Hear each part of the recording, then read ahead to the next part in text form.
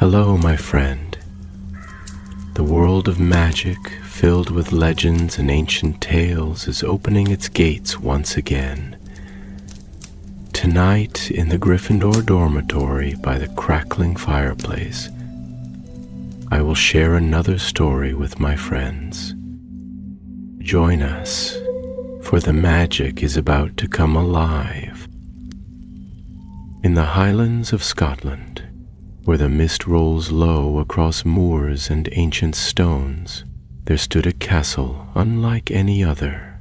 Its towers brushed the clouds, its turrets shimmered with enchantment, and its halls whispered the secrets of 1,000 years. This, of course, was Hogwarts School of Witchcraft and Wizardry, a place where young witches and wizards learned the art of magic, where portraits spoke and staircases moved when they pleased, and where history lived not only in books, but in ghosts and spells and enchanted walls. It was Harry Potter's 7th and final year at Hogwarts, and though the darkness of the past war still lingered like a shadow beneath the rafters, there was light returning to the old castle.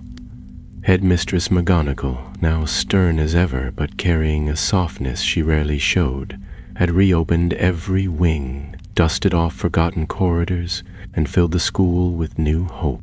But there was one tower none had spoken of for many years, a spire older than most of the castle itself, built of pale white stone that shone silver in the moonlight. It rose from the farthest edge of the castle, veiled in ivy and spellwork, its windows sealed, its doors vanished. Few knew its name. Fewer still dared to speak of it. Among those who did, it was called only the White Tower. Most students passed it by without a thought.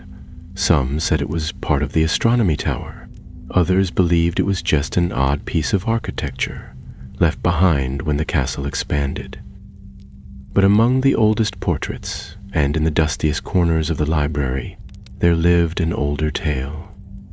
A legend of a ghost who wandered the White Tower's halls, weeping, nameless, and bound to silence.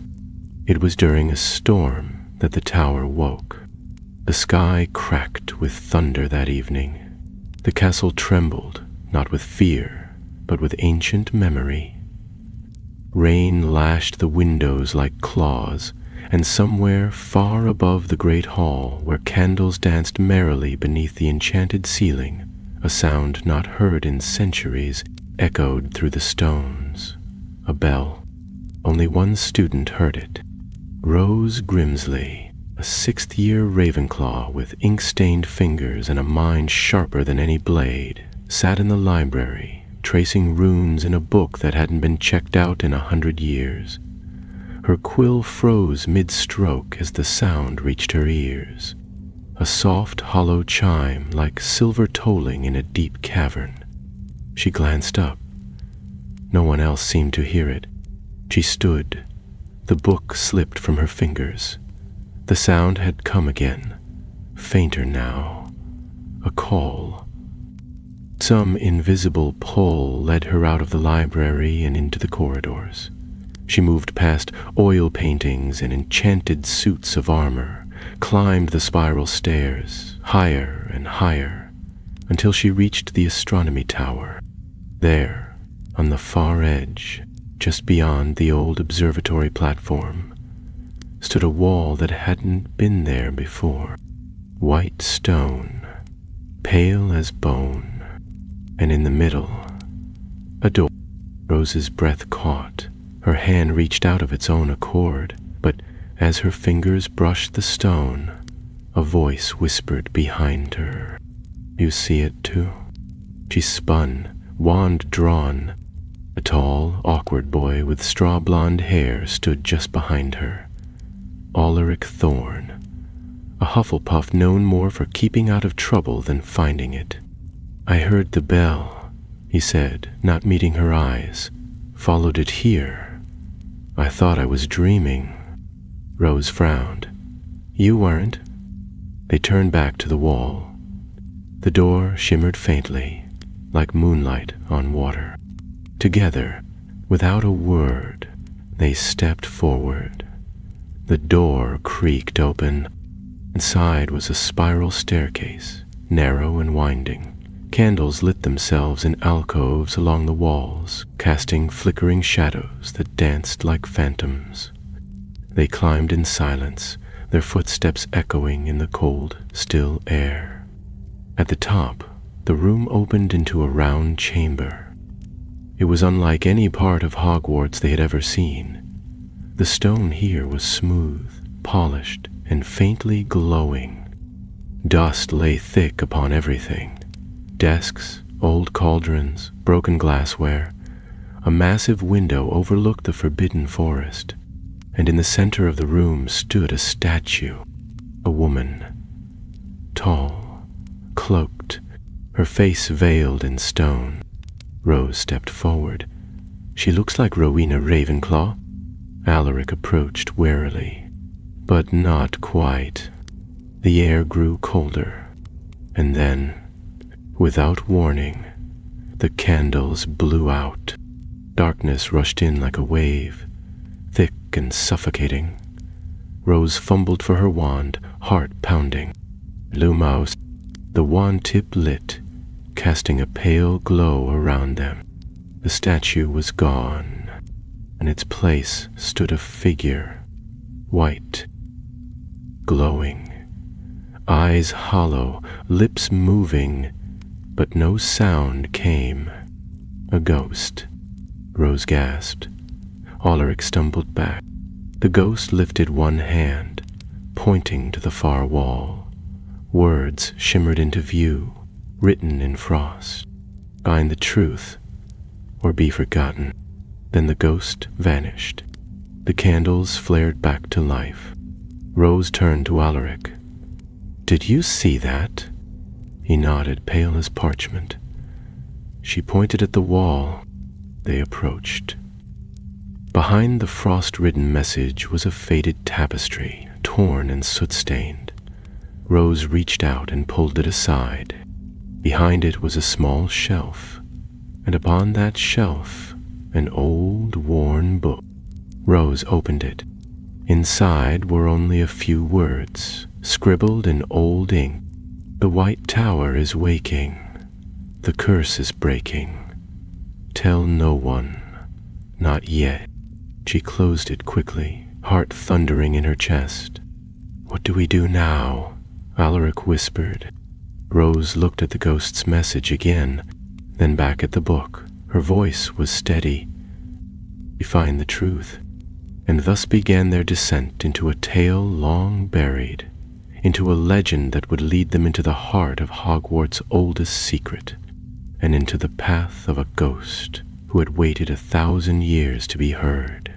The next morning dawned gray and heavy with mist, the grounds of Hogwarts cloaked in a damp fog that rolled down from the mountains and curled around the turrets like a coiling serpent. Rose Grimsley stirred beneath the hangings of a Ravenclaw four-poster, the memory of the ghostly figure in the White Tower lingering at the edge of her mind like the echo of a dream. For a moment, she wondered if she had imagined the entire thing, the bell, the door, the statue. But then she felt the weight of the book in her satchel, tucked beneath her bed. She dressed quickly and slipped from the dormitory, descending the spiraling stair to the common room, where the blue fire in the hearth crackled quietly.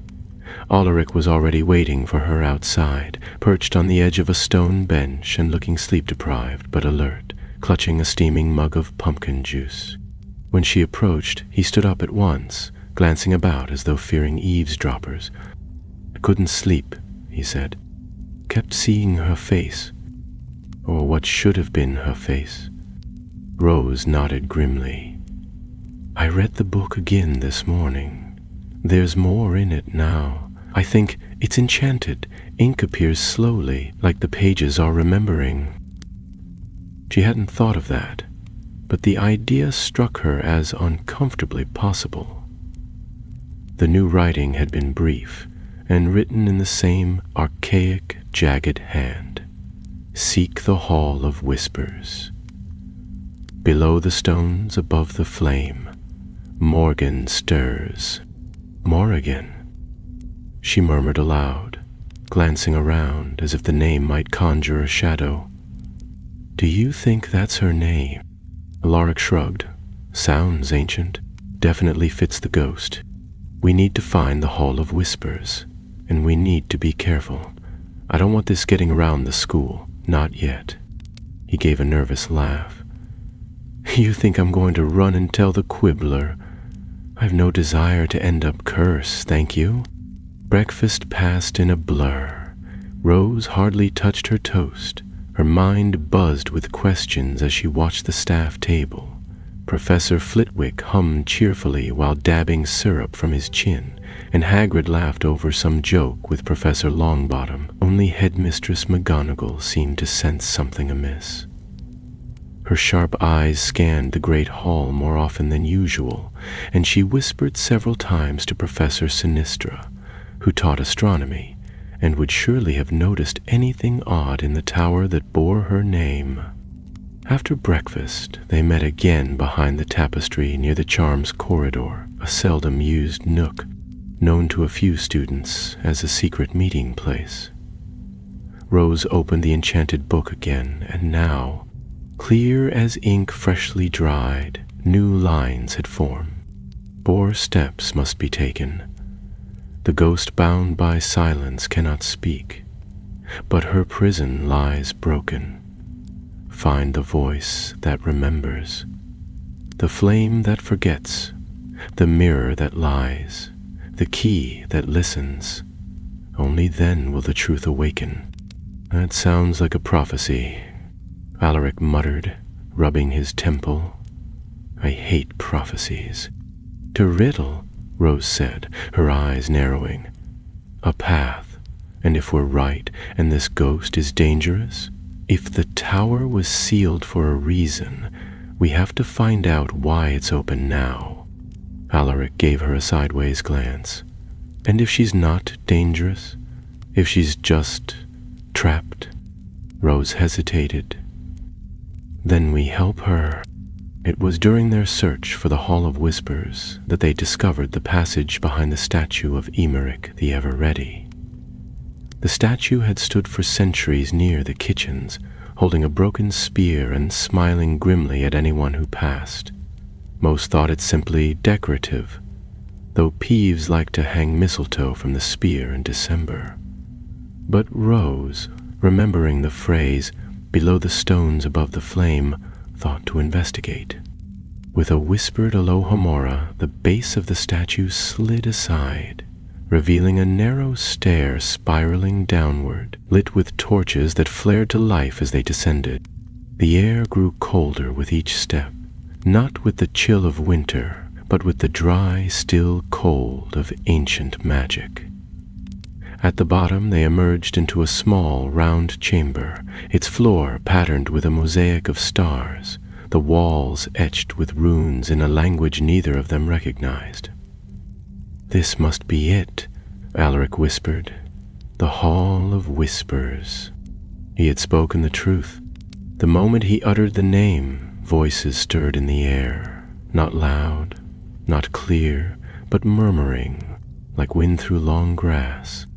The runes on the wall shimmered faintly, and the very stones seemed to pulse beneath their feet. Rose stepped forward and placed her hand against the wall. At once the whispering stopped.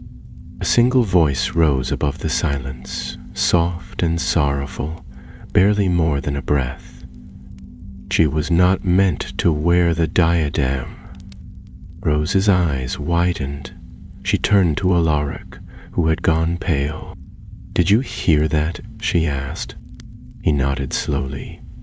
The voice, it sounded like Rowena Ravenclaw, or someone who knew her. Rose looked down. The diadem, that must be part of this. This ghost, Morgan, was connected to Ravenclaw. Maybe family, maybe a student, maybe a thief, Alaric added grimly. And if she tried to steal the diadem, but the diadem was lost long after the founder's time. It was missing for centuries, Rose murmured, unless she disappeared because of it. They emerged from the hall, shaken but more determined than ever. Their path was no longer shrouded in mystery. They had a name, a direction, and a promise that answers waited if only they dared seek them. That night, they returned to the White Tower. The door opened more easily now, the magic within no longer quite so dormant.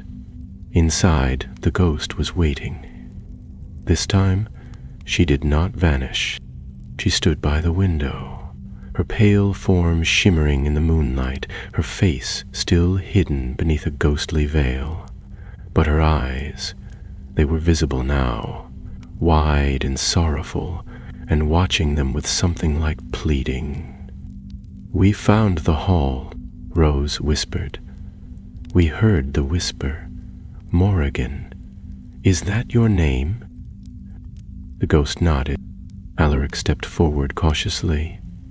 "Were you cursed, trapped here by the Founders?" No answer came, but the ghost raised a hand and pointed to her own throat. Then the book Rose held. The pages flipped of their own accord. More ink appeared. She wore the diadem. She opened the vault.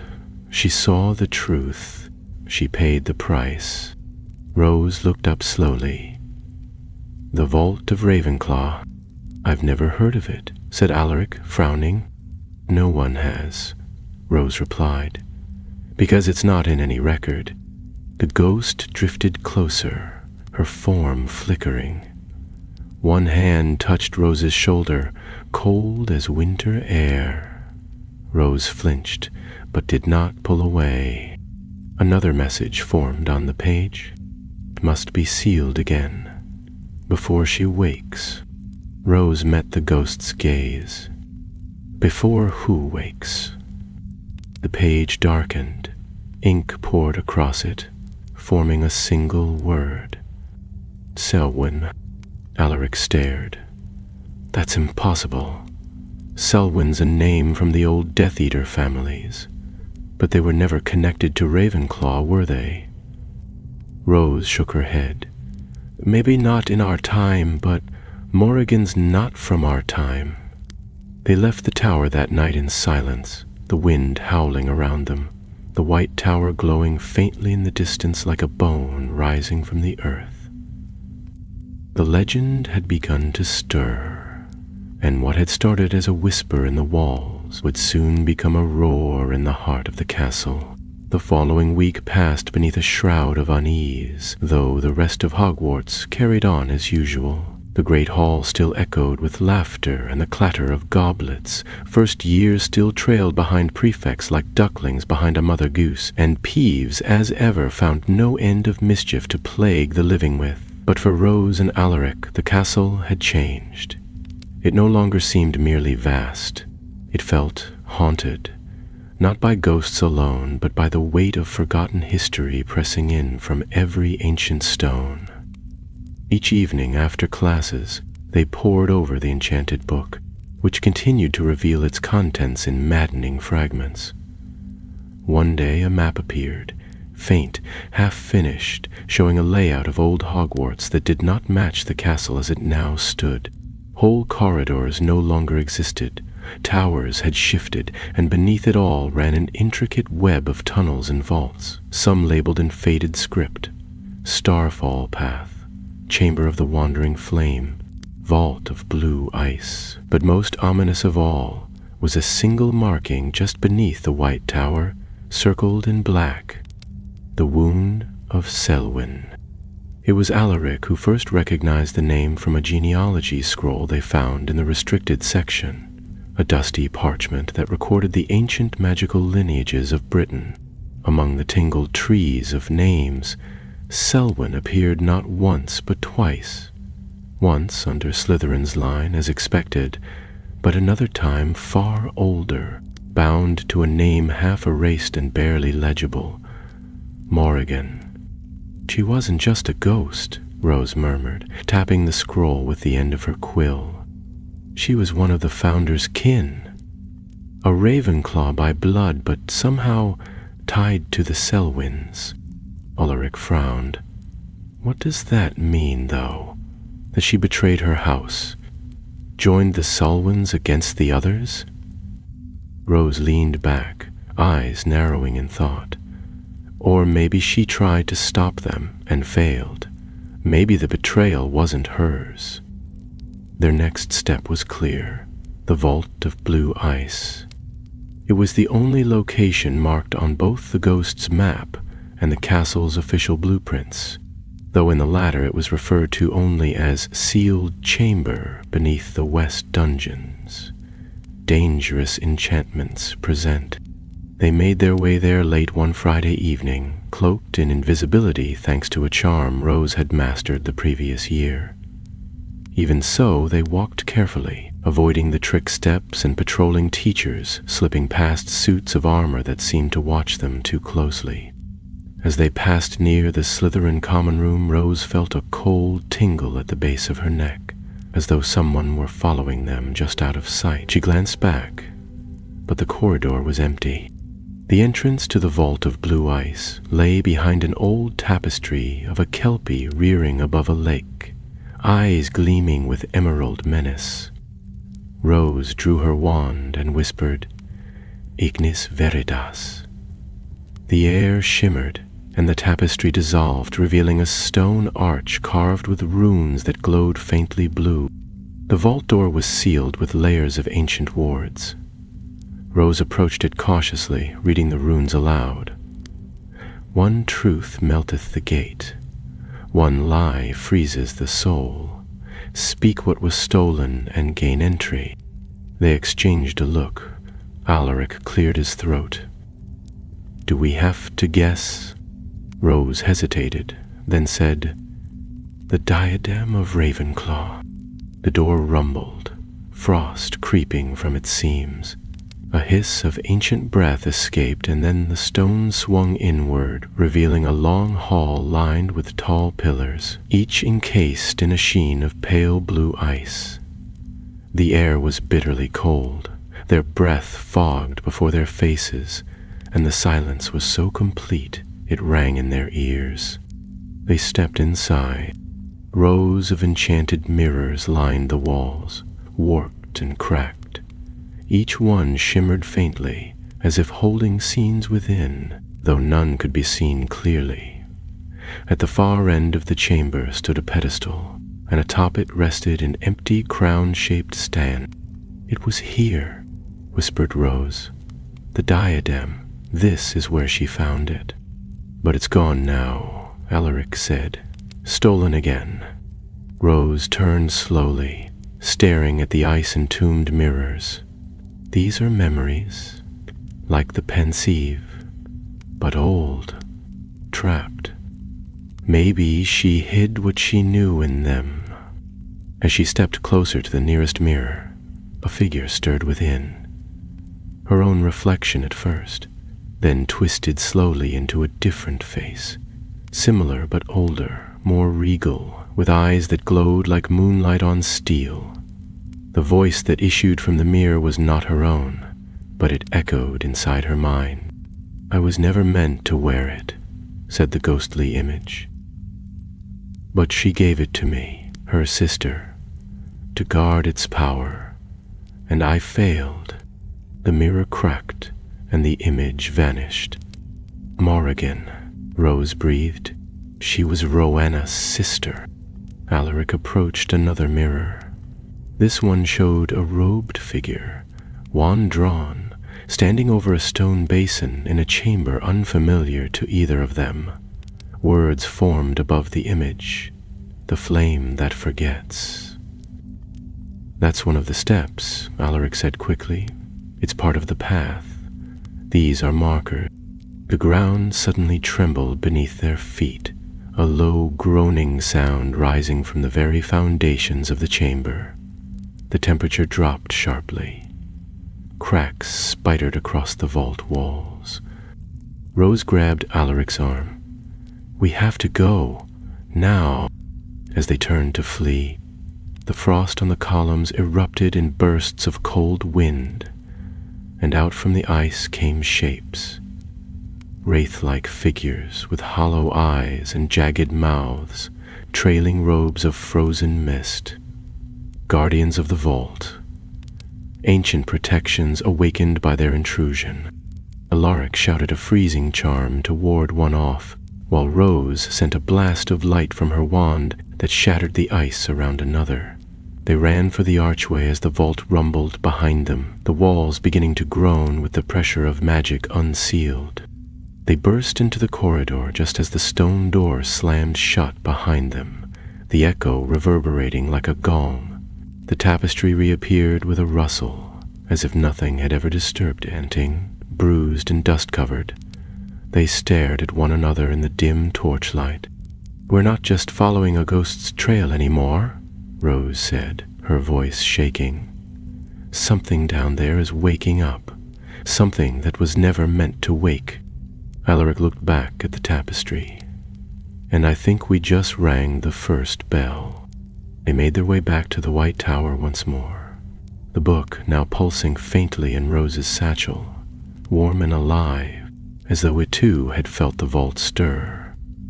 As they climbed the winding stairs, they found the ghost waiting for them again. Her veil was thinner now, her features just beginning to take shape, and though she made no sound, the sorrow in her eyes was deep and ancient. She raised her hand, and 4 images appeared in the air between them: a flame, a mirror, a key, and a wand split in 2. Their path was clear. 4 steps remained, and time was running short. The castle had begun to change. It was not visible in grand sweeping gestures. There were no shifting towers or crumbling corridors, but in smaller, subtler ways, the kind only a student like Rose Grimsley would notice. Paintings that once whispered cheerfully to one another now stood quiet and tense.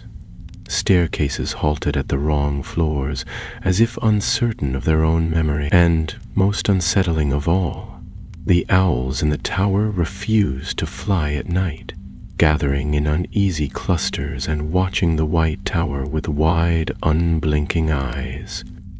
Rose had taken to carrying the enchanted book with her at all times, tucked beneath her robes, wrapped in a scarf to hide its curious shimmer. The messages it revealed were appearing more frequently now, as though the castle itself had begun urging her forward. One morning during Transfiguration, while McGonagall was lecturing on advanced human-to-animal morphing, the book shifted in her satchel. When she opened it during lunch in the courtyard, she found a fresh line inked in midnight black. "When fire forgets, the past may speak. Seek the chamber where no flames burn." She and Alaric sat beneath the bronze eagle of Ravenclaw Tower that afternoon, their heads bent low over a stack of crumbling maps and half-forgotten floor plans of Hogwarts. They argued quietly about the meaning of the riddle.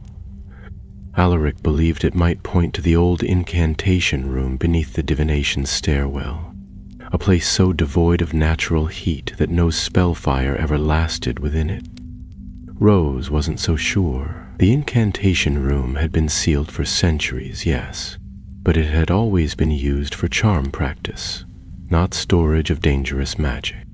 Then Rose remembered a tale Professor Binns had once told, so boring at the time she'd nearly fallen asleep, about a failed classroom deep in the dungeons, one meant to hold elemental enchantments, but abandoned when it proved too cold to sustain them. Its door, he'd said in his usual droning voice, was marked with the symbol of a sun eclipsed by snow. They found it that evening, past the potions corridor, deeper than even the Slytherin common room. The passage turned narrow and steep, the torches along the wall growing dimmer with each step, until only the glow of Rose's wand lit the way. At last they stood before a thick, ice-crusted door with a faded carving near the top, a sun swallowed by frost. Rose touched the door. The cold bit into her fingers like teeth. She drew back, then pressed her wand to the keyhole and whispered, "Aperio." The stone groaned, reluctant to yield, and then swung inward with a slow sigh. Inside was a low-ceilinged chamber lined with scorched stone and rusted cauldron stands. Ice glittered along the floor, the walls and the ceiling in jagged veils. No torches burned, no flames danced. Even the light from their wands seemed muted, swallowed by the shadows. At the center of the room stood a raised dais, and atop it, an ancient copper brazier filled with blackened ash. Rose stepped forward carefully. As she drew near, the book in her arms began to hum. She opened it. When the flame forgets, memory returns, lighted not with fire, but with truth. Alaric looked skeptical. We're supposed to light that thing with truth? What does that even mean? I think, Rose hesitated, glancing at the brazier. I think it needs a memory, a true one, something important. She reached into her satchel and drew out a tiny file, a memory she had taken from herself weeks before, one of her most cherished and most painful, her first visit to her mother's grave. With trembling hands, she unstoppered the file and poured the silvery threads into the brazier. For a moment, nothing happened. Then the ash stirred. A low wind swept the chamber, though no doors had opened. The brazier flared, not with fire, but with light. Pale and golden, it rose in slow spirals like mist touched by dawn. The cold receded slightly, and from within the light came a voice, not Rose's nor Alaric's, but something older, feminine and strong.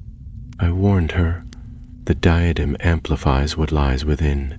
It does not grant wisdom. It feeds upon it. She would not listen. She believed herself immune. Rose stepped back as the light formed a shape above the brazier.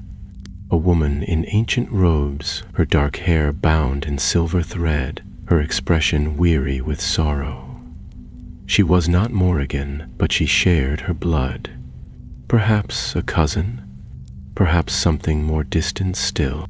I told her the vault should never be opened again.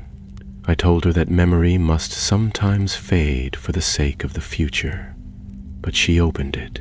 She remembered what should have been forgotten. The image flickered, faded. The chamber fell silent once more. Rose turned to Alaric. We were right. The diadem is part of it, but it's not the only thing. Morrigan must have seen something in the vault, something dangerous. And she remembered it when no one else did, Alaric added. That's what cursed her. They returned to the White Tower once more that night. The ghost appeared almost at once, more solid now than she had ever been. Her veil was nearly gone, and her features, sharp cheekbones, watchful eyes, a proud curve to her mouth, bore a striking resemblance to the statue of Rowena Ravenclaw that stood in the house's common room. She raised her hand again, and from her palm unfolded the next sigil in the path. A key wrought from bone and iron, wreathed in mist. Rose didn't need the book to translate. The key that listens. Alaric shivered. I don't like the sound of that one. They spent the following day poring over every known magical key in the castle's history. Some were metaphorical, passwords, riddles, enchantments that unlocked memory. Others were literal, charms used to open vaults, reveal hidden passageways, or speak to magical objects. But none quite matched what they sought until, quite by accident, Rose stumbled upon a forgotten reference in a tome about the founders. There had once been, the book claimed, a key forged by Helga Hufflepuff herself, not of gold or silver, but of bone, taken from a creature that no longer walked the earth. It was said the key could not be turned by hand, only by voice, the voice of one who truly listened. Where it had been hidden was unknown. only that it was entrusted to a guardian who could never lie and never leave. Rose's eyes widened. The Sorting Hat. Alaric stared at her. You think the Sorting Hat has it? No one knows where it is.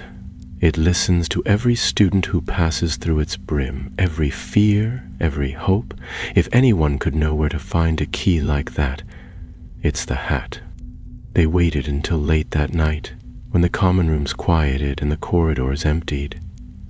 With the help of a disillusionment charm, they slipped into the headmistress's office, a spiraling tower filled with curious trinkets and memories of 100 former headmasters and headmistresses. The Sorting Hat sat on its shelf, as still as ever. Rose stepped forward. We need to speak with you. The hat twitched slightly. Its brim curved into a slow, sleepy smile. Ah, Miss Grimsley, and young Thorn. You come with questions, but your hearts are uncertain. We're searching for the key that listens, Rose said carefully. It was made by Hufflepuff. Do you know where it is? Nat was quiet for a long moment. Then, in a voice low and musical, it answered, The key you seek lies beneath the roots of the oldest tree, where no wind blows and voices echo true. It waits, but not for long. Rose frowned. The oldest tree? Alaric's eyes lit up. The Whomping Willow? Rose shook her head. No, the Whomping Willow isn't that old. There's another tree, older, the one by the lake, the one the merfolk call the Drowned Elder. I remember it from herbology. Its roots are deep. Some say they reach the Chamber of Secrets itself. The Sorting Hat twitched again. Then best be quick. Not all keys wait forever. They slipped from the office before McGonagall returned, the hat's riddle still ringing in their ears. Beneath the oldest tree, where no wind blows, they had the next clue, and the castle was waking with them. They waited 2 days before venturing to the lake. There had been too many eyes watching, Filch prowling more than usual, Headmistress McGonagall striding the corridors with a look of tight-lipped concern, and even the portraits appearing more restless than usual. Sir Cadogan had nearly given them away the night before by shouting about moonlit errands and midnight duels, much to Alaric's chagrin. But when the skies cleared and the weekend arrived, Rose declared they could wait no longer. The tree known as the Drowned Elder stood alone on the southern bank of the Black Lake. Its wide roots sunk deep into the earth like the fingers of a sleeping giant. Its bark was blackened with age, and no leaves ever grew on its branches, though in springtime a silver mist often curled around it. Most students avoided it, believing it cursed. The few who had dared to approach spoke of feeling watched or hearing whispers beneath the soil. It had stood long before Hogwarts had been built, so the legends claimed, and Rowena Ravenclaw herself had chosen its location for the foundation stone of the castle. Rose didn't know if that was true, but she believed one thing without doubt. It was old enough to remember. They set out early, cloaked beneath a disillusionment charm, and armed with spells for concealment and silence. The morning was misty, the air damp and cool. As they neared the tree, the grass beneath their feet gave way to damp earth, and the soft gurgle of the lake lapping the shore reached their ears. The tree rose before them like a sentinel of shadow and time. No wind stirred its branches, and yet the air felt full of breath. Rose stepped forward first, placing her hand upon the bark. It was cold, but not lifeless. Beneath her fingers she felt a faint hum, like the echo of a heartbeat. The hat said the key listens, she murmured. We have to speak to it. Alaric looked doubtful. You think the tree is going to answer us? Not the tree. she replied. "The key. If it's buried here, if it was made to respond to truth, then we speak and it listens." They knelt at the base of the roots, the earth damp beneath their knees. Rose drew her wand and traced a slow circle in the soil, then pressed the tip into the center and whispered, "Veritas cordis." The charm was old and rarely used. It summoned truth not from the mind, but the heart. The air around them stilled. A low vibration rippled through the ground, and for a moment, Rose felt as though the roots themselves had shifted. "I don't know what you want us to say," she whispered, "but if you're listening, we're trying to fix something, a mistake that began a long time ago. Morrigan was wrong, and now something worse is waking." She hesitated, glancing at Alaric. He gave a small nod. "We don't want power," he said. "We don't want to use you. We just want the truth. If there's something down there that can stop it, please let us find it." The windless air grew colder. The soil trembled softly, then split beneath Rose's hand, peeling back in a spiral like the uncoiling of a scroll. From within the earth rose a key, long, slender, fashioned from ivory and iron, its bow shaped like an open ear, its teeth like runes etched into bone. She reached out and took it. The key was warm. Almost at once the book at her side stirred. She opened it to a fresh page, and the next message unfolded across the parchment in curling script. 3 steps complete. 1 remains. The mirror that lies will show you the face of the true traitor. But beware, the truth is not always what it seems. Before she could close the book, more words appeared, shorter this time, rushed. The doors opening. Selwyn walks. The mist rolled in thicker now, as though the castle itself had drawn a breath. Across the grounds shadows lengthened, though the sun still hung in the sky. The castle loomed in the distance, and even from here, the white tower gleamed unnaturally against the gray. That night, Rose and Alaric returned to the tower. Morrigan was waiting, her veil now lifted completely. She stood not as a wraith, but as a woman, pale and grave, her robes whispering like leaves as she moved. Her eyes, deep gray with a hint of violet, rested on Rose with a look of exhausted hope. Rose stepped forward and held out the key. "We found it. It listened." The ghost did not touch it, but she nodded slowly and pointed to the wall. This time, it was not writing that appeared, but a door, a hidden seam that unfolded with a soft click, revealing a narrow stair descending into darkness. "She's leading us to the mirror," Alaric said quietly. Rose turned to the ghost. "What will we find?" Morrigan gave no answer, only a sorrowful look and a gesture, one finger drawn slowly across her heart. They descended in silence. The stair twisted like a corkscrew, the air growing colder with each step. The walls were covered in carvings, but unlike the ones above, these were jagged, hurried, as though scratched in a frenzy. Faces screamed from the stone, names half-formed. A child's drawing of a sun blotted out by shadow. At last, they emerged into a chamber far below the tower, one so ancient that even the stones felt weary. In the center stood a mirror, not tall like the mirror of Erised, but wide and cracked, its frame twisted into the shapes of serpents and ravens. Reflections did not move in time with reality. The glass shimmered like water, and when Rose looked into it, she saw not herself but a stranger's face. A girl with black hair and pale skin, eyes like winter, She wore Ravenclaw robes, but they were old-fashioned, bound in silver clasps. On her brow was the diadem. Morrigan.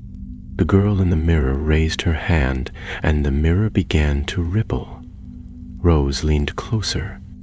The image shifted to Morrigan alone in a vault, opening a stone door, stepping through.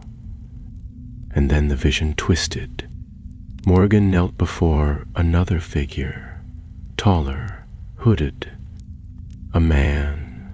His face was hidden, but his wand was drawn. He raised it slowly, and Rose felt the air tighten. The vision shattered. The mirror went still. Alaric was staring at it, pale. He cursed her, that man. She didn't betray the founders. She was betrayed. Rose nodded slowly. She remembered something she shouldn't have, something he wanted forgotten. The book hummed once more. A final message burned into its last page. The traitor lives. His name remains. Selwyn walks not in death, but in bloodline. The curse is not broken. The vault is still open. Before either of them could speak, the ground shook. A distant boom echoed from far above. Dust fell from the ceiling. Alaric turned sharply. That came from the astronomy tower. They raced upward, the ghost following silently behind. As they reached the top of the white tower, the windows flared with unnatural light. Smoke drifted across the sky. Somewhere in the castle, students were shouting. Selwyn had begun to act. The final piece had been revealed, and the last part of the legend, the part that had never been written, was about to unfold. The smoke had reached the upper windows by the time Rose and Alaric burst from the White Tower's stairwell. A strange red light flickered across the sky, dancing like firelight but casting no heat. The astronomy tower's highest spire was silhouetted against the shifting clouds, and even from this distance they could see the outlines of figures moving. Shadows where none should be. Students had begun to gather in the courtyards below, craning their necks toward the disturbance, whispering in alarm, some even daring to speak the word that had begun circulating like a curse reborn. Selwyn. They made their way through the castle at a run, slipping through hidden doors and servant corridors to avoid the teachers, who were now patrolling the halls with urgency in their steps and worry etched across their faces. When they reached the base of the astronomy tower, Professor Sinistra stood at the entrance, wand drawn, speaking in rapid tones to Professor Flitwick, who looked graver than either of them had ever seen him. A swirl of smoke drifted past her shoulder, curling like a serpent through the air. Something breached the outer wards, Sinistra was saying. No dark mark, but a concentrated burst of old magic. Something crafted, not cast. I don't like it, Felius. Nor do I, Flitwick replied, his voice quiet but sharp. This smells of ancient work, runes buried deep in the stone. This wasn't a student's mischief. As the professors hurried up the stair, Rose and Alaric waited until their footsteps faded before slipping inside. The tower's interior was littered with ash, and the walls bore strange sigils drawn in what looked like melted ice. The air was thick with the scent of smoke, but nothing had burned. Instead, the cold had deepened so severely that their breath came out in clouds, and their wands emitted a weaker light than usual. Halfway up the tower, they found the first mark. Etched into the stone of the stair was a crest, a coiled serpent wrapped around a star. Beneath it, the name Selwyn had been carved in deep strokes, fresh enough that dust still drifted from the edges. Rose knelt beside it, running her fingers across the lines. "This wasn't made with a wand," she whispered. "Someone did this by hand." Alaric's voice was low, or something not quite alive. At the summit, they found the source of the light. The observatory dome had been forced open, not shattered but peeled away like the petals of a flower, exposing the sky above. In the center of the platform floated a single, pulsing orb of white fire, hovering inches above the stones. Around it, etched into the floor, was a circle of runes so old even Rose could not decipher them at a glance. The orb flared as they approached, and a voice echoed, not aloud but in their minds. "The vault stands open. The bearer is chosen. The path cannot be unmade." Alaric clutched his wand tighter. "What bearer? Who is chosen?" The orb did not answer.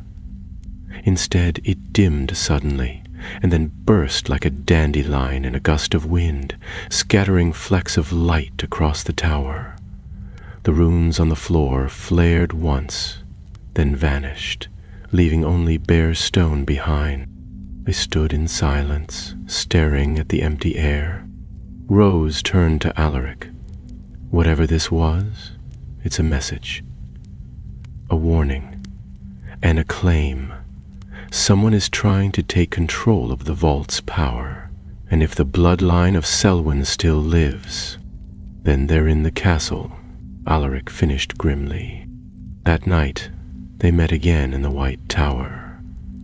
The ghost of Morgan was waiting, her expression more intense than they had yet seen. She floated not by the window but before the mirror, the one that had shown her betrayal. When Rose and Alaric entered, she turned to face them, her eyes burning with urgency. "We saw it," Rose said, stepping closer. "At the astronomy tower, someone used old magic to send a message. Selwyn's bloodline still exists, and the vault has been opened." The ghost did not speak, but her hands moved quickly, weaving symbols into the air with trails of silver light. They formed words, not in English, but in the old tongue of the Founders, the language of enchantment. Rose watched them take shape, then translated softly. "The vault requires a bearer of will, one who remembers, one who denies. If Selwyn claims it, the castle will fall." Alaric let out a breath. "So someone means to take the vault's power, maybe the same power that cursed Morgan, and use it for themselves." Rose nodded. "And Morgan wants to stop them. That's why she's led us this far. She needs us to close it." Morgan lifted her hand, and the image of the diadem appeared once more. But this time, it shattered in mid-air. The fragments fell, then reassembled, not as a crown, but as a key. A realization dawned in Rose's mind. "The diadem was never meant to bestow wisdom," she murmured. "It was meant to guard something hidden in the vault." Alaric looked at her. "And if we're right, then we need to get to that vault before Selwyn's descendant does." Morgan gestured toward the mirror again. This time the glass shimmered not with memory, but with movement. A corridor appeared, a place Rose recognized instantly. The Hall of Echoes, an ancient passage just beyond the Great Hall, seldom used and always silent, with doors that no longer opened. At the far end of the hall, a figure stood, hooded, watching the mirror as though through a window. Rose's breath caught. The figure raised a hand, and though no face could be seen beneath the hood, a single signet ring gleamed in the torchlight. A serpent wrapped in a star. The image vanished. The mirror darkened. Alaric turned. "That hallway's near the Founder's Court. There's a sealed door there, one no one's been able to open in centuries." Rose's mind was already racing. We'll need the key and the book, and maybe someone who can tell us more about Selwyn's bloodline. She looked toward the open door. Tomorrow, we visit the library. We find every record of Selwyn descendants in the last 100 years. One of them must be at Hogwarts. One of them is walking these halls right now, trying to finish what was started 1,000 years ago. As they left the White Tower, the moonlight slanted across the courtyard, silver and thin. The castle stood silent, but within its walls the bones of legend stirred, and the long-forgotten threads of ancient betrayal pulled taut once more. Only one step remained, one path left to tread, and the end of the legend was drawing near. The library was quiet that morning, a hushed and echoing silence that seemed deeper than usual. The lamps glowed low, as though reluctant to disturb the stillness, and Madame Pince prowled the aisles with the stern wariness of a creature guarding ancient treasure. Rose and Alaric entered without speaking, their steps soft upon the flagstone floor. The morning sun barely filtered through the narrow windows, casting long stripes of gold across the worn tables and shelves heavy with the weight of centuries. They made for the restricted section without hesitation.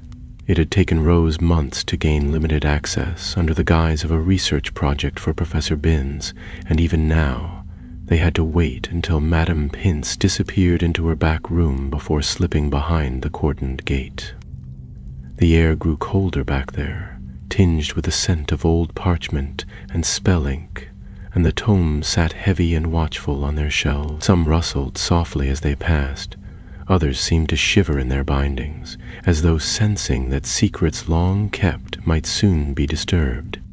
Rose found what they needed tucked between a volume on wizarding lineages and a crumbling register of ancient blood packs.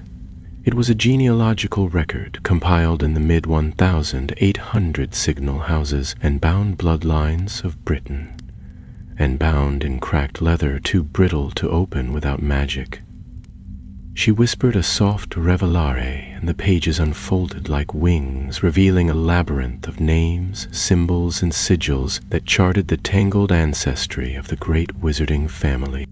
They worked in silence, tracing names with fingers and quills, searching for the mark that had haunted the mirror and the tower, the coiled serpent and the star. It took nearly an hour before Rose found it again, half hidden beneath a note of censure regarding forbidden unions. "Here," she murmured, "the Selwyn crest, last officially recorded bearer, Cygnus Selwyn, vanished in 1902, believed to have died during a failed ritual in the Carpathians, though no body was recovered." Alaric leaned in. "It says his daughter married into the Flint family." Rose nodded, scanning the tiny script. Aline Flint, and their daughter, Cressida Flint, had no children, at least none acknowledged by the ministry. She flipped to the next page. A footnote in faded ink caught her eye. See also, unverified issue, line uncertain, initials RR. Alaric frowned. RS? Rose's heart began to pound. A student. Someone at Hogwarts now. Someone whose name matches those initials. She turned the book toward him. That's what the ghost meant. Selwyn walks, not in spirit, but in blood. They left the library before Pince returned, making their way swiftly toward the Ravenclaw common room. Once inside, Rose summoned her parchment and began listing every student whose initials could match RR. It was a short list. First years were ruled out at once, and several others were known too well. Rebecca Shenton from Gryffindor was half-blood, her family well documented.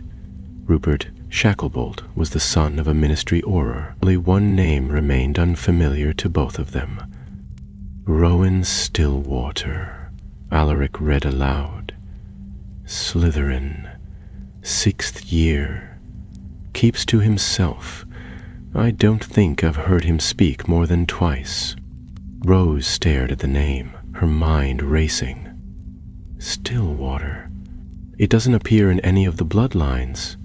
It could be assumed, adopted, a way to hide his identity. We need to be sure, Alaric said.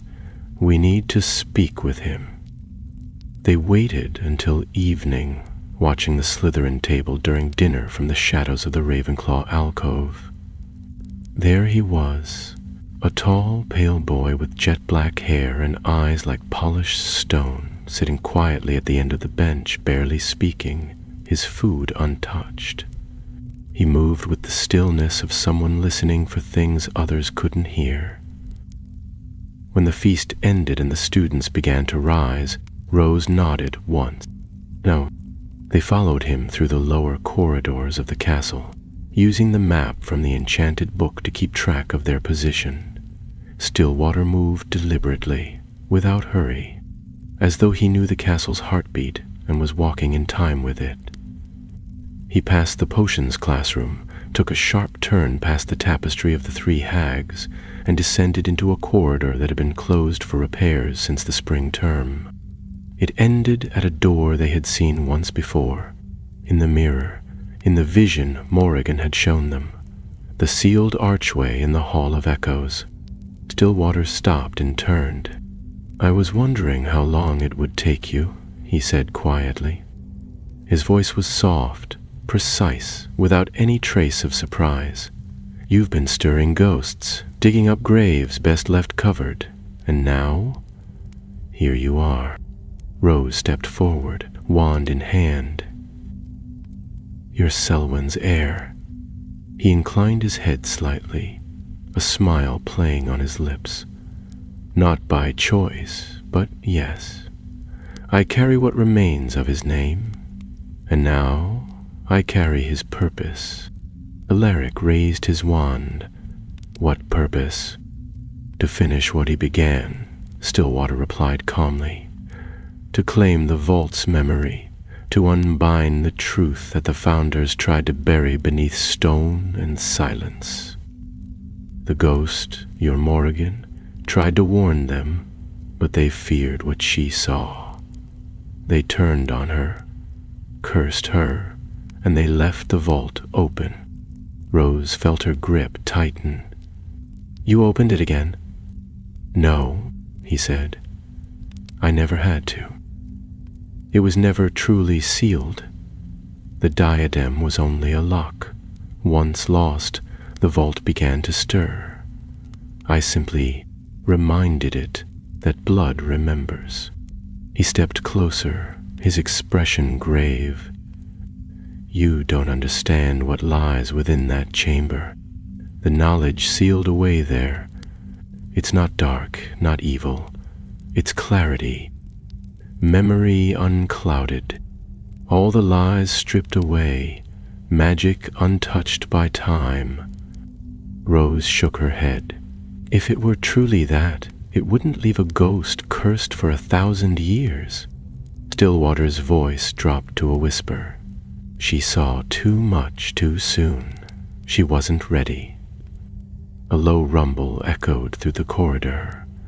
The arch behind him shimmered with runes, and the air trembled faintly. You can't stop this, he said. The vault is awake, and it's listening. Rose stepped forward. Then we'll go there ourselves, and we'll see what the founders feared so much that they buried it beneath the school. Stillwater's gaze was unreadable. If you do, then be prepared to lose yourselves in the truth.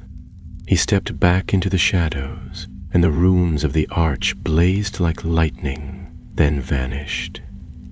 When Rose reached the door, it was sealed once more, cool and silent. But the way was known now. The final path lay ahead, and the legend, so long whispered, would soon be written in fire and stone. The morning came with a stillness that unsettled the castle. Even the wind, so often whistling through the high windows and rattling old shutters, had fallen quiet. The clouds overhead hung heavy and unmoving, and the waters of the black lake were as smooth as a sheet of dark glass. It was the kind of quiet that seemed to listen, to wait, to breathe alongside the ancient stones of Hogwarts. Rose and Alaric met once more in the Ravenclaw common room, where the enchanted fire flickered low in the hearth, and the great blue windows looked out across a sky painted in gray. Neither spoke at first. The moment had come. Everything Morgan had shown them, the clues, the riddles, the fragments of memory locked behind frost and stone, had led here. "We have to go," Rose said at last, her voice low but steady. "Now, before he opens it fully." Alaric nodded, though his face was pale. "Do you think he was telling the truth? About Morgan seeing too much? About the vault showing everything?" Rose didn't answer at once. She stood and crossed to the shelves beside the window, where her satchel lay waiting, the enchanted book tucked within. It had not spoken again since the encounter outside the Hall of Echoes, but she felt its weight like a heartbeat against her side. "I think he believes it," she said finally, "but that doesn't make him right." They left under cover of the morning mist, descending the spiraling staircases with silent steps, moving through the castle's hidden ways as only those who truly knew Hogwarts could. Past the Room of Requirement, through the tapestry of the Centaur Duel, and finally into the Hall of Echoes, where the runes shimmered faintly upon the sealed arch. Rose held out the bone and iron key. The runes flared brighter, and the door responded, not with a groan or a burst, but with a slow sigh, as if the very castle had given permission. The stone parted inward, revealing a narrow passage sloping into the dark. Cold air swept past them, dry and ancient, filled with the scent of dust and magic long buried. They stepped forward together. The corridor curved downward like the spiral of a seashell, the walls covered in carvings that pulsed faintly with blue light. Symbols of the founders were etched along the way, a lion, a serpent, a badger, a raven, but they were not the heraldic images seen in common rooms or on house banners. These were raw, elemental, wrought in lines of power rather than paint.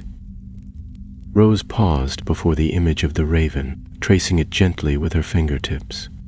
"Not just Rowena," she murmured, "all four of them. They made this place together, and then sealed it away," Alaric added quietly. "Why?" At last, the passage opened into a vast chamber. The vault. It was not what they had imagined. No treasure glinted in torchlight, no walls of spellbooks or relics of ancient magic. The room was round and smooth and bare. Its stone was darker than the rest of the castle, almost black, veined with silver-like cracks in a night sky. At the center stood a dais, and upon it a sphere of crystal hovering motionless in the air, turning slowly without sound. Around it, 4 pedestals formed a circle, each carved with the mark of a founder, each empty. Rose stepped forward. The sphere pulsed softly as she neared, casting a glow like starlight across the floor. She could feel it, even without touching it. Memory, not hers, not anyone's, but collective, ancient, deeper than time. "This is what she saw," she said. "The truth of magic, of what it was before wands and schools and spells. This is the source." Alaric was staring at the pedestals. "It's not complete. The founders left it unfinished. Or they sealed it before it could finish them." Rose replied. Sound broke the silence. Soft footsteps behind them. Rowan Stillwater stood in the entrance, wand at his side. eyes gleaming with something colder than ambition. Certainty. The kind that no longer questioned whether he was right. You found it first, he said, but you won't be the ones to open it. Rose turned, wand raised. It's already open, but you don't understand it. I understand enough, he said. This vault remembers what we were, what magic truly is, not divided by houses or blood or ministry laws. Pure, complete, before the founders, before the wand-lore, before the fear. That's what Morgan wanted to protect, she said sharply. Not hide. Protect. Because no one's meant to wield all of it. Not even her. Stillwater raised his wand. I don't want to wield it. I want to give it back. Let the world choose again. A shimmer passed through the chamber, like breath across a mirror. The sphere pulsed once, and the room darkened. The carvings on the walls flared with light, and the ghost of Morrigan appeared, not as a shadow or a whisper, but fully formed at last, her robes trailing across the stone, her eyes clear and full of grief. She moved between them, and her voice rose, low and soft but full of weight. He's wrong, she said, and the chamber echoed with her truth. The vault does not give magic. It remembers pain. Every betrayal, every curse, every life taken to shape what came after. It is not knowledge, it is warning. Stillwater's face twisted. You were cast aside. Cursed. What do you know of what the world needs? I know what I saw, she answered, and I chose to forget. Not for myself, but for you. The sphere pulsed again. This time, it showed images, flashes of the past. The founders standing before the vault, their faces drawn and tired, Salazar arguing with Godric, Helga placing the first seal, Rowena crying, Morrigan kneeling alone as the doors closed around her. And then, darkness. Rose stepped forward. If you open it fully, you won't change the world. You'll break it. Stillwater looked at her. For a moment, something faltered in his gaze. Then he turned to the sphere and raised his wand. No, said Rose. She stepped onto the dais and laid her hand against the crystal. Light exploded outward, not violent but swift and absolute. The air filled with voices, all speaking at once, pleading, warning, remembering. She saw lives lived and ended, spells crafted, betrayals committed, oaths made and broken. She saw Morrigan's curse. She saw the first lie that sealed the vault, and she saw the truth that could not be spoken. And she let go. The light faded. Stillwater was on his knees, clutching his head, his wand fallen from his fingers. Morgan stood still, her expression calm at last. You closed it, Alaric whispered. Rose nodded, tears streaming down her cheeks. Not sealed, not hidden, just remembered by those who chose not to wield it. The sphere dimmed and floated slowly down, coming to rest atop the Ravenclaw pedestal. The vault had been returned to silence. Morrigan turned to them. My name will fade now. My curse is broken. Let it end. Her form shimmered, then dissolved like mist in morning light, and with her the last of the legend faded into peace. They left the vault in silence, the echoes of memory still clinging to them like threads of smoke. The corridor that had once pulsed with runes was now dark and still, and as they ascended the long, spiraling stair, the stone sealed itself behind them with a sound like a sigh, neither relief nor grief, but something older, more final. When they reached the Hall of Echoes once more, the ancient archway had vanished completely, not hidden behind enchantments, but simply gone, as though the castle had decided the path no longer needed to exist. The corridors above were quiet, though the air felt different now, lighter, as if a long-held breath had finally been exhaled.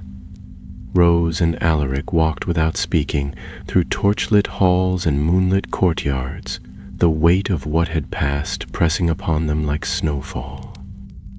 Though no one else had seen the vault, though no other student would ever speak the name Selwyn with the knowledge they now carried, the castle had changed, and so had they.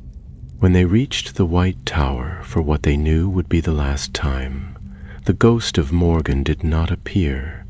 The room was empty, and the air held no trace of her lingering presence.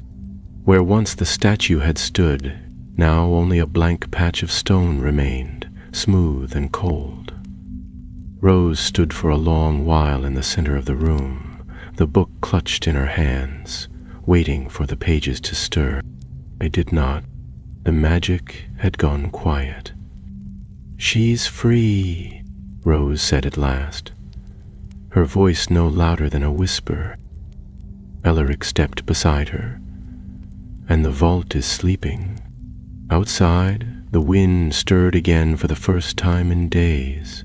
The trees whispered softly in its wake, and the surface of the lake shimmered beneath a rising moon. The stillness that had cloaked the grounds was gone, replaced by something gentler, an ordinary peace, unremarkable and precious. They returned to their common room separately. Rose climbed the stairs to the Ravenclaw Tower, her legs aching, her thoughts a tangle of firelight and forgotten truths. The eagle knocker posed its nightly riddle, and she answered without hearing it, the words falling from her lips like water from a glass. She did not remember undressing or lying down, but she dreamed that night of stars above an endless forest, and a woman walking barefoot across the clouds, her veil lifted, her eyes at peace. In the days that followed, life at Hogwarts resumed with surprising ease. The disturbance at the astronomy tower was dismissed by the professors as an anomaly, an unexpected magical fluctuation, according to a brief statement from Headmistress McGonagall. Though her expression had been far more knowing than her words, Rose noticed that Professors Sinistra and Flitwick began conducting regular patrols of the upper towers, and that a faint new enchantment had been laid across the eastern wing of the castle, one only those attuned to ancient wards could sense. Rowan Stillwater did not return to classes. His dormitory was found empty, his trunk packed but unopened, his wand resting neatly upon his pillow. No official notice was given, and the Slytherins said little, but whispers circulated nonetheless, of bloodlines, of vaults, of a boy who had gone too far down a forgotten path. Rose suspected, deep down, that he had chosen to leave before the vault's full truth could take him with it. She and Alaric kept the story between them. There was no glory in it, no trophy to hold or spell to declare. It lived in glances shared across corridors, in quiet walks past the lake, in the way they no longer flinched when portraits stirred or staircases shifted. They had seen what lay beneath the castle, what had nearly been lost, and what had been saved, and that knowledge would never quite let them go. It was only on the last day of term, as trunks were being loaded and carriages readied, that the book stirred again. Rose found it nestled in her satchel, though she had not touched it in weeks. Its cover had faded, the runes barely visible and the spine cracked with age. When she opened it, only one line remained on the final page. Some truths are not forgotten, only kept for those willing to remember. Below it, a mark appeared, a simple feather inked in silver. Alaric found her by the gates, waiting in the shadow of the great arch. "It's awake again?" he asked. "No," she said softly. "Just saying goodbye." They boarded the carriage together, the thestrals pulling steadily across the gravel path. As the castle receded behind them, the towers fading into the mist, Rose looked back only once, catching a last glimpse of the white tower in the distance. It stood quiet now, the ghost within it gone, the door sealed forever. But legends, like magic, do not die, they only sleep. And sometimes, in the quietest corners of the world, they wake again. The train ride back to London was subdued, a gentle lull following the storm. The chatter in the carriages was softer than usual, as though the castle's weight had followed the students to the rails and pressed gently on their shoulders, reminding them, without sound or shadow, that another year had passed and not every mystery lay behind them. The sky outside was streaked with the pale blue of late spring, and the fields rolled by like slow waves, golden and green. Rose sat by the window, the enchanted book resting in her lap, its pages now entirely blank. Alaric lounged opposite her, legs stretched out, his robes rumpled and stained from their last night's quiet exploration of the forbidden forest. A farewell of sorts, not to the trees, but to the year itself. They hadn't spoken much since the morning, though neither felt the silence was unfriendly. It was the kind that lived between those who had shared something unspeakable, a bond stronger than any spell, forged not in light, but in the shadow of things long forgotten. Alaric shifted in his seat, resting his head against the window. "Do you ever wonder," he said slowly, "why it had to be us?" Rose looked up from the blank page. "Because we saw her." "But others must have seen the tower or felt the magic," he said. "Hogwarts is full of strange things. Why did Morrigan choose us?" She closed the book carefully and set it aside. "I don't think she chose us. I think the castle did." Alaric raised an eyebrow. "You're saying the castle itself wanted the legend remembered?" "I'm saying it knew," she replied. "Somewhere in its bones, in the old stones and spells, it remembered what had been buried, and when the time was right, when the vault began to stir, it found two people who would listen." He was quiet for a moment, then gave a crooked smile. "It could have picked someone taller." She laughed softly, and for the first time in days the sound felt real. "Or someone less stubborn." They sat in silence a while longer. Outside the window the train swept past a distant village, its thatched roofs gleaming in the afternoon sun. Somewhere above, a falcon soared. The book pulsed once beside her hand, not with heat or light, but with a steady hum, like the breath of a sleeping creature. Rose placed her fingers upon it, and the hum ceased. Alaric sat up straighter. "Do you think it's truly over, that no one else will go looking for the vault?" "No," she said honestly. "Someone will. One day. Maybe not for power, but for curiosity. Knowledge doesn't stay buried forever. But the vault is sealed. The door is," she said. "But the truth, what Morrigan tried to protect, that's in the castle now, in the book, in us." Alaric ran a hand through his hair and looked away, brow furrowed. "And if someone tries to take it again, then we'll be ready." As the train whistled toward London, Rose felt the weight of Hogwarts fall gently from her shoulders, not as a burden, but as something left behind, like a name carved into an old desk. The castle would remain, the white tower would stand, quiet and watchful. The ghost was gone, her legend complete, but the echo of her story still lingered in the air, soft, like birdsong on a misty morning, too faint for the world to notice, but never truly silent. Platform 9 3/4 bustled with noise and the rattle of trunks. Parents called to children, owls hooted from cages, and prefects barked orders to younger students as the scarlet steam engine sighed to a stop. Rose and Alaric stepped off together, their satchels slung over their shoulders, the crowd swirling around them like autumn leaves. Mrs. Grimsley was waiting, tall and straight-backed as ever, her hair pinned in its usual silver bun, her expression unreadable. When she saw Rose, her mouth twitched, just slightly, into what might have been a smile. "I trust the year was uneventful," she said. Rose hesitated, then nodded. "Nothing I couldn't handle." Her mother's eyes rested briefly on the book tucked under her daughter's arm.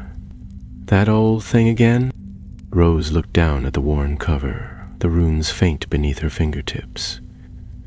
"Just something I found in the library." Her mother gave a soft, almost imperceptible snort. "I should have known." Behind them, Alaric was being dragged into a hug by a boisterous aunt, while his younger cousin clung to his robes and demanded a story. Rose smiled faintly at the sight, then turned to follow her mother toward the exit. As they stepped beyond the enchanted barrier, Rose glanced over her shoulder once more. The train sat idle on the platform, steam curling from its sides like the breath of a living beast.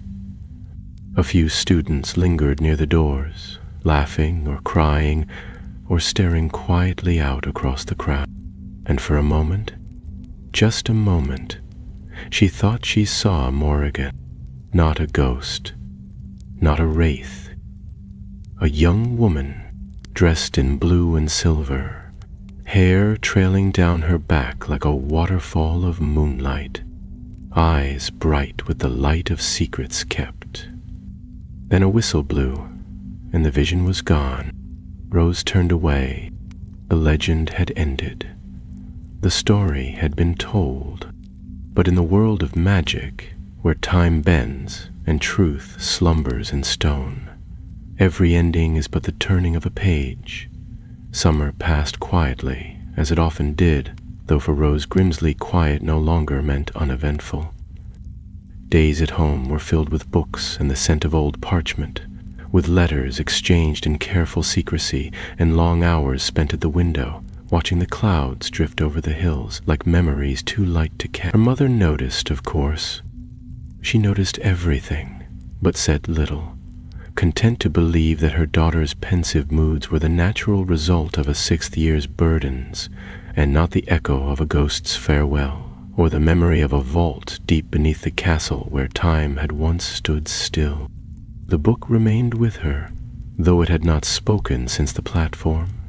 Its pages remained blank, the enchantments within it dormant like a fire banked beneath ashes. Yet she kept it near, resting it beside her on the desk each night, her wand close at hand, as if some part of her believed the silence would not last forever. She often thought of Alaric, who had written twice over the summer, his handwriting as haphazard as ever, full of questions he never quite asked and theories he never quite believed. His last letter had mentioned dreams, vivid, unsettling ones in which the white tower stood in snow, its windows dark and hollow. He had laughed it off, of course, but the unease lingered between the lines. When the letter from Hogwarts arrived, heavier than usual and sealed with both the traditional wax and a second enchantment Rose had never seen before, she felt a prickle of unease settle over her. The seal bore the usual crest of the school, but also the faint impression of a feather, a design that shimmered only when the light struck it directly. Her fingers tingled as she broke the seal, and as she read the contents, her heart began to beat faster. The first page was ordinary enough, a list of required books and supplies, the standard instructions regarding travel and prefect duties. But folded between the pages was a smaller note, written in Minerva McGonagall's precise, looping hand. Miss Grimsley, your recent conduct, though discreet, has not gone unnoticed. I have reason to believe your insight may be of continued use in matters concerning the school's oldest foundations. Please report to my office upon arrival. Bring the item you discovered during the spring term. No one else is to be informed at this time. Yours in confidence, Miss McGonagall. Rose stared at the letter for a long moment before folding it neatly and placing it inside the cover of the blank book. The item. Of course the headmistress knew. She had always known more than she let on. The letter changed everything, and it confirmed something Rose had half believed since that final night in the vault, that the story was not finished, not entirely.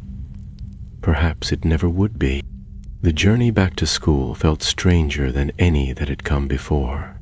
The train hummed beneath her feet, familiar yet distant, the compartments full of laughter and shouting and the rush of students, eager to return. Alaric found her within the first hour, as she'd known he would, his arms full of pumpkin pasties and his face flushed with excitement. I knew it, he said as he dropped into the seat beside her. I told you the castle wouldn't keep quiet. Look. He produced a note, nearly identical to the one Rose had received. Her brows rose as she scanned the familiar script. I summoned you too? I'm not sure it's a good thing, he said, glancing toward the corridor. If McGonagall's getting involved, it means something old has started breathing again. Rose tucked both letters into her satchel and leaned back against the seat, her gaze fixed on the countryside racing past the window. Then we'll need to be ready. That evening, as the carriages drew up to the gates of Hogwarts and the castle came into view through the rising mist, Rose felt that familiar pull deep within her chest, that mingling of dread and wonder, the sensation that she was returning not to a school, but to something greater, something alive. The white tower stood tall in the distance, its pale stones catching the light of the crescent moon, and though no windows were lit, she could not shake the feeling that something within was watching. They did not go directly to the feast. Instead, Rose and Alaric made their way up to the headmistress's office under the cover of night, their footsteps muffled on the enchanted stairs, the portraits along the corridor silent as they passed. When they entered, McGonagall was already waiting, seated behind her great oak desk, her fingers steepled beneath her chin. The sorting hat sat quietly upon its shelf, and the air in the room carried the faint scent of cinnamon and old parchment. Close the door, Miss Grimsley, she said, not looking up from the parchment before her. Mr. Thorne, take a seat. They did as they were told, exchanging only a brief glance before turning their attention to the headmistress. She set her quill down, removed her spectacles, and fixed them both with a look that brooked no evasion. I am aware of what you found last year, she began, her voice calm but edged with steel. I know of the ghost, the key, the vault, and the boy who called himself Sallowan. Rose opened her mouth, but McGonagall raised a hand. You were wise not to speak of it. I trust your discretion will continue, though you must understand that the matter has drawn attention from beyond the school. Beyond? Alaric asked, frowning. There are those within the Department of Mysteries who have long suspected the existence of a hidden structure beneath the castle. Vaults, relics, forgotten spells. They have left Hogwarts alone for decades, choosing not to interfere. But recent signs suggest they may reconsider. Rose sat forward, her heart quickening. What signs? McGonagall reached into a drawer and withdrew a small scroll, sealed in deep green wax. She broke it with a snap and unrolled it carefully. Arrived yesterday. A request for access to the substructures. From the Office of Forbidden Artifact, Alric swore softly under his breath. McGonagall continued, I have no intention of granting them access, but I cannot prevent them forever. What lies beneath this school is older than the Ministry, older than Wandlore, older even than the Founder's own accounts, and I fear it has begun to stir again. She looked at them both, her expression unreadable. The book you carry, Miss Grimsley, has it spoken? No, Rose said. Not since June. Then it is waiting, as we must. But when it does, you will come to me first. Do you understand? Rose nodded. Yes, Headmistress. McGonagall returned the scroll to her desk and stood. Go now, attend the feast. Appear as students. Let no one suspect. But keep your eyes open. As they descended the spiral staircase once more, the echoes of her words followed them like footsteps in an empty hall. Something older than Wandlore. Something waiting.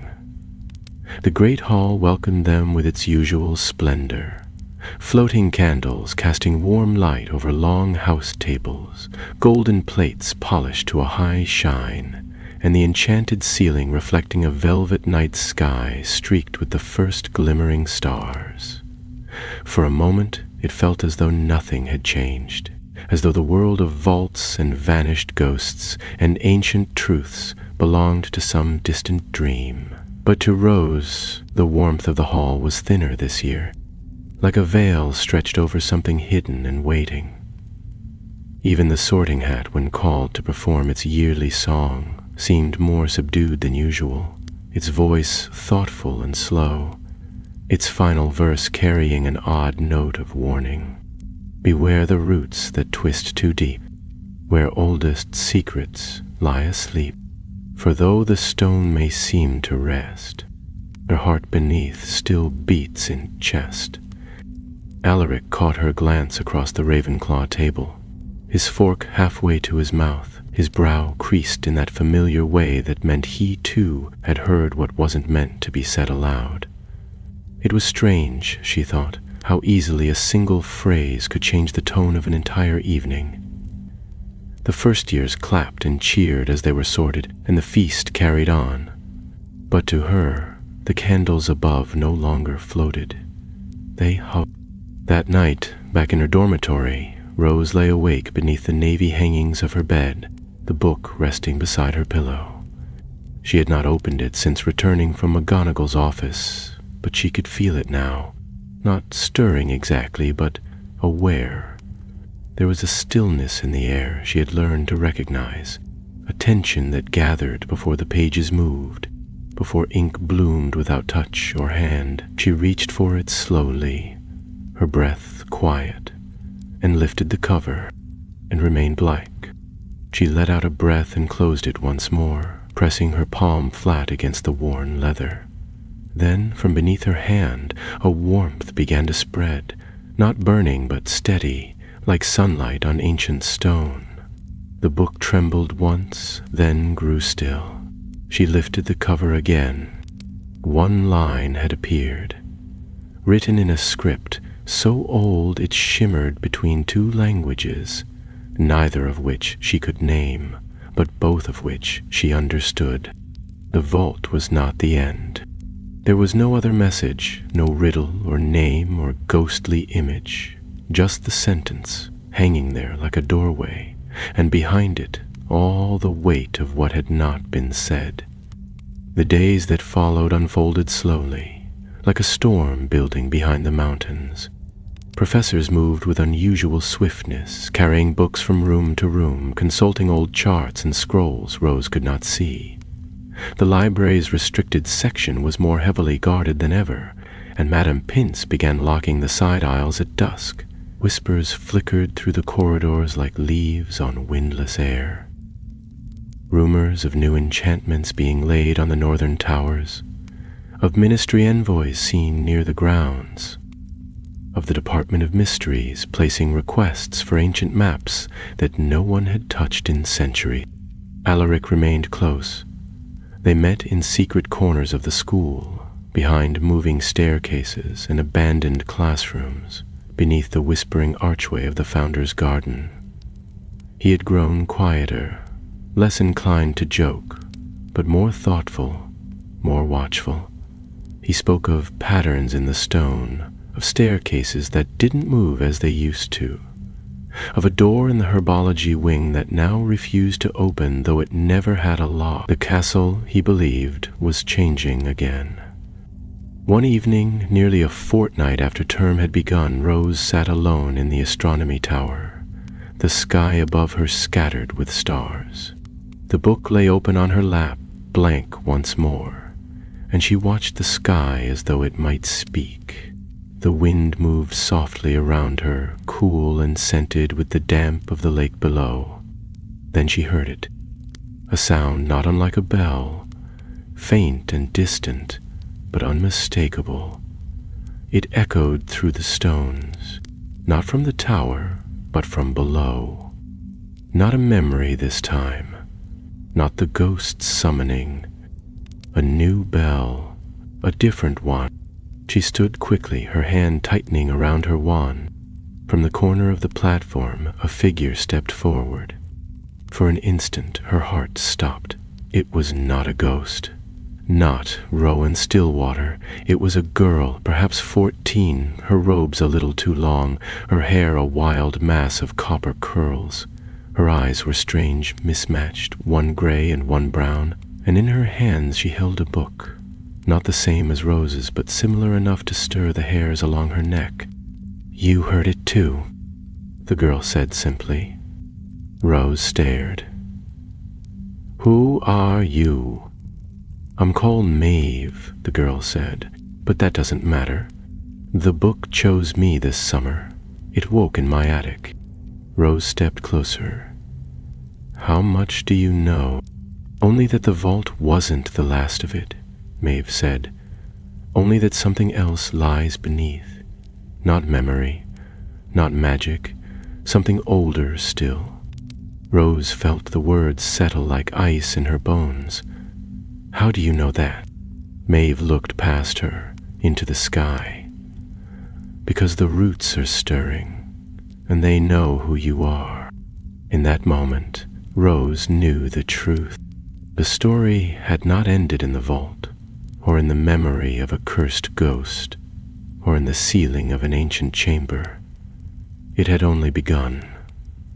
The castle had not quieted, it had merely shifted, turning a new page.